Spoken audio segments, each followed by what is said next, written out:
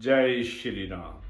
शांताकारं भुजंगशयनं पद्मनाभं सुरेशं विश्वाधारं गगनसदृशं मेघवर्णं शुभंगं श्रीलक्ष्मीकान्तं कमलनयनं योगिविध्यानगम्यं वन्दे विष्णु भवभयहरणं सर्वलोकैकनाथम। जय श्री राम। जय भगवान परशुराम। धर्म प्रेमी बंधुओं, 22 अप्रैल शनिवार के दिन भगवान श्री हरि नारायण के छठे अवतार भगवान परशुराम जी का जन्म उत्सव है। भगवान परशुराम जी इस धरा पर, श्री हरि नारायण इस धरती पर कब आए? भारत भूमि में धर्म की स्थापना के लिए, दुष्ट लोगों को दंड देने के लिए और जाति पाति का भेदभाव मिटाने के लिए उन्होंने इस धरा पर अवतार धारण किया। भगवान परशुराम जिस दिन इस धरती पर उन्होंने अवतार लिया, उस दिन बैसाख मास शुक्ल पक्ष और तृतीया तिथि थी। तृतीया तिथि कौन सी?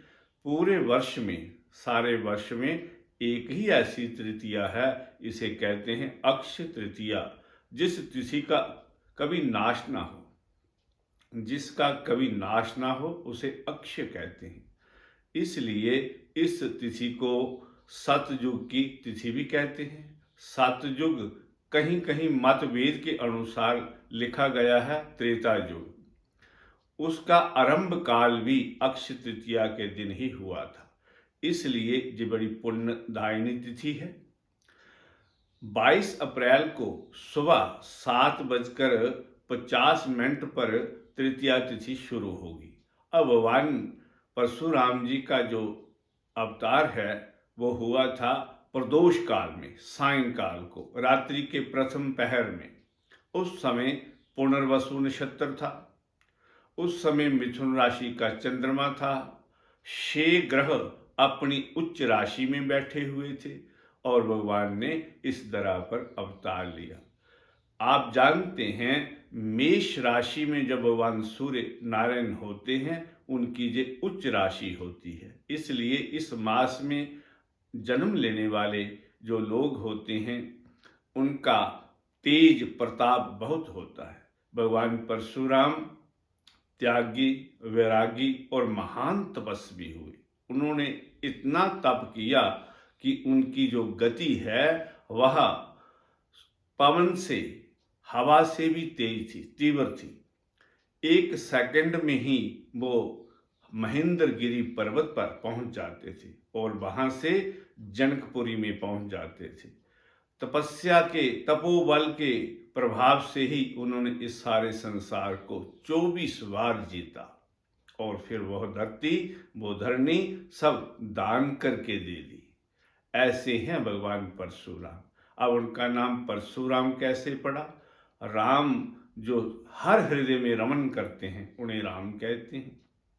कण कण में, हर जीव में जो हृदय में विराजमान रहते हैं उन्हें राम कहते हैं। हरि व्यापक सर्वत्र समाना, प्रेम ते प्रकट हुई मैं जाना, ऐसे रमन करते हैं। और परशु, परशु कहते हैं कुल्हाड़े को, जो शत्रुओं का, दुष्टों का नाश करने के लिए उन्होंने धारण किया, इसलिए उनका नाम परशुराम पड़ा। भगवान शिव के अति प्रिय शिष्य जो हैं वो भगवान परशुराम थे। उन्होंने भगवान शिव से अनेक विद्याएं प्राप्त की और परशु भी उन्हें भगवान शिव ने ही दिया था। इसलिए उनका जन्म उत्सव आपने बड़े हर्ष उल्लास के साथ मनाना है और उनकी शिक्षाओं पर अमल भी करना। क्या शिक्षा थी? उन्होंने सारे संसार को अस्त्र और शस्त्र की शिक्षा दी, ज्ञान की।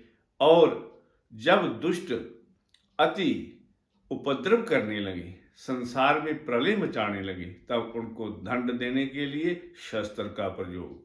जे ब्राह्मण कुल के महान देवता हैं, इसलिए इनको सभी जातियों में, सभी धर्मों में पूजा जाता है।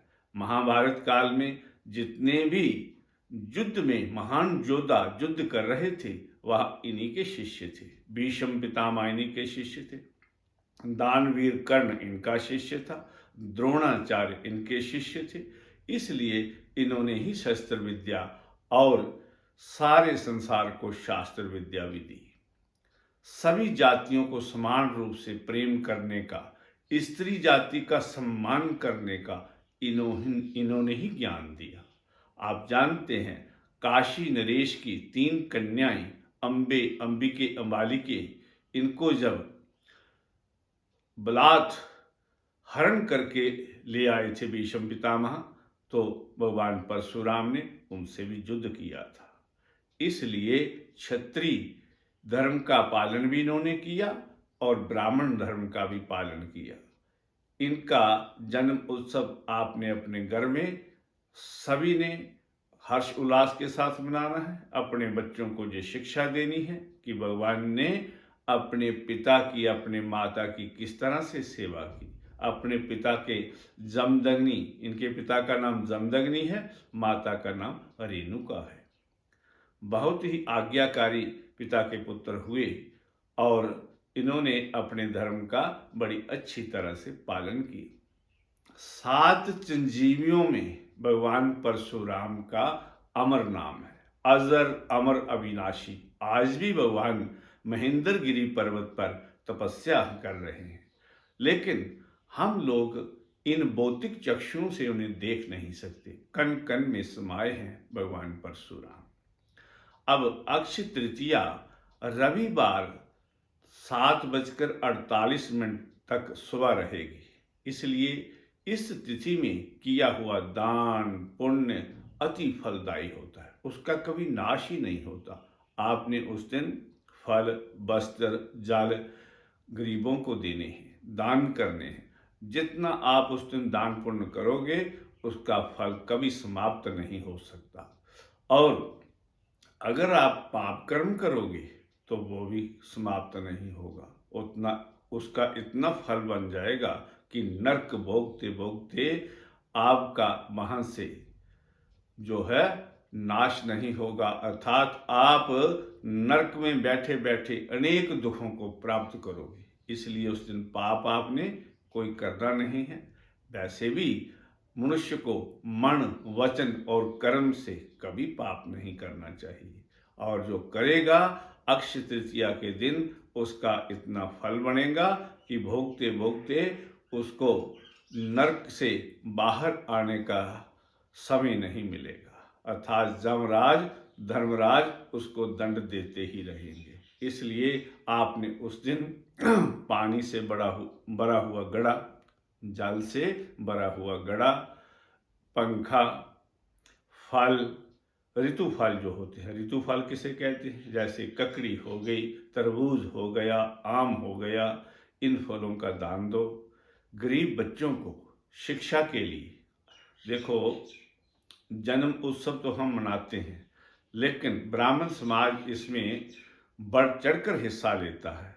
लेकिन ब्रह्म कहते किसे हैं, ब्राह्मण कहते किसे हैं, उसका किसी को पता नहीं। भगवान श्री कृष्ण ने गीता में जो ब्राह्मण के लक्षण बताए हैं, आज संसार में कलयुग में ब्राह्मणों में एक भी लक्षण वो नहीं है। इसलिए ब्राह्मण वही है, चतुर्वर्ण मया शिष्टम गुण कर्म विभागशः। जन्म से आप ब्राह्मण तो हो गए, लेकिन आप कर्मों से ब्राह्मण नहीं हैं तो आपको शूद्र कहा जाएगा।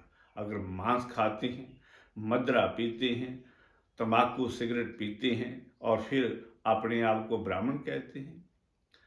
आपने एक कार्य करना है, ब्राह्मण सभा अनेक बनी हुई हैं, वहाँ पर बढ़ चढ़कर बड़े बड़े लोग हिस्सा लेते हैं, गले में हार डालते हैं, फोटो खिंचवाते हैं एक दिन के लिए और तालियां बजाकर कहते हैं हम बहुत बड़े ब्राह्मण हैं। लेकिन सब झूठ पखंड है।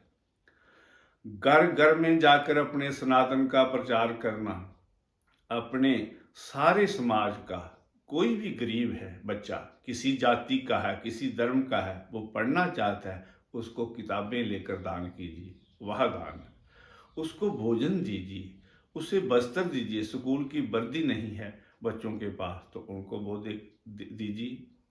घर घर में सनातन का प्रचार अपने बच्चों में कीजिए। सुबह ब्रह्म मुहूर्त में उठने का, स्नान करने का, अपने धर्म कर्म करने का, मंदिरों में जाने का, ये सब आप जब तक उपाय नहीं करेंगे, प्रचार प्रसार नहीं करेंगे, तब तक ये जन से लाभ निकाल कर, झंडे लेकर, हल्ला गुल्ला करके इससे कोई फायदा नहीं हो सकता।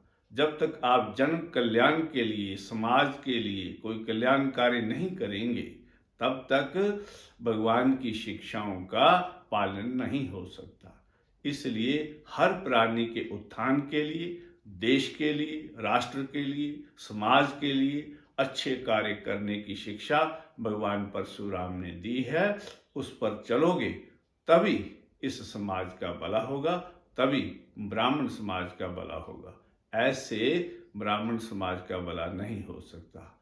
आजकल ब्राह्मण कुल में जन्म लेने के बाद अनेक ब्राह्मण, मैं सभी को तो नहीं कहूँगा, लेकिन मैंने जब देखा है उसमें कम से कम भी 80% ब्राह्मण इस समय मांस का भोजन करते हैं, मांस खाते हैं, मदिरा पीते हैं, सिगरेट बीड़ी अनेक नशे करते हैं। तब हमारा राष्ट्र उत्थान करेगा, तरक्की करेगा, जब आप बच्चों को नशा छुड़ाएंगे। आजकल घर घर में नशा पहुंच गया है। जो नौजवान पीढ़ी है वो बर्बाद हो गई है। इसलिए ये धर्म प्रचार कीजिए। आप सिर्फ फोटो खिंचवाने से, गले में हार डालने से कुछ नहीं होगा। जय भगवान परशुराम।